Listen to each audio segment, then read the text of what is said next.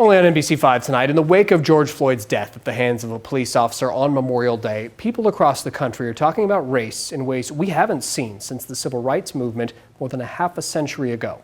Tonight, in part one of a three-part series, NBC5's Katie Strett looks back at Oregon's history with race and uncovers some difficult realities. The concept of settlers coming and settling an area that was uninhabited is really incorrect. When the white settlers came to the Oregon Territory in the 1830s, they took the land from the Native Americans by force. They were considered to be savages. The white settlers were fearful of them. The tribes were removed from their home in the Southern Territory onto reservations up north, leaving the Southern Territory to white settlers. The Southern Oregon Historical Society says they wanted to keep it that way. Oregonians at that time did not want slavery, but they didn't want blacks here either. When Oregon was still a territory in 1844, it passed its first black exclusionary law.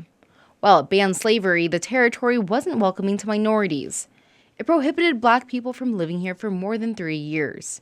If a black person broke that law, the consequence was 39 lashes every 6 months until they left. White Oregonians tried to create a white utopia. The rules didn't change much when Oregon took action to become a state.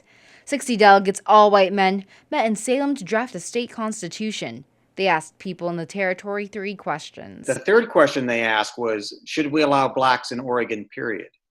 And by an 8-to-1 margin, the answer was no. By 1859, 2 years before the Civil War, Oregon was becoming the 33rd state in the nation, joining as a union state. It was the only state at that time that became part of the United States that still had exclusion laws in its constitution.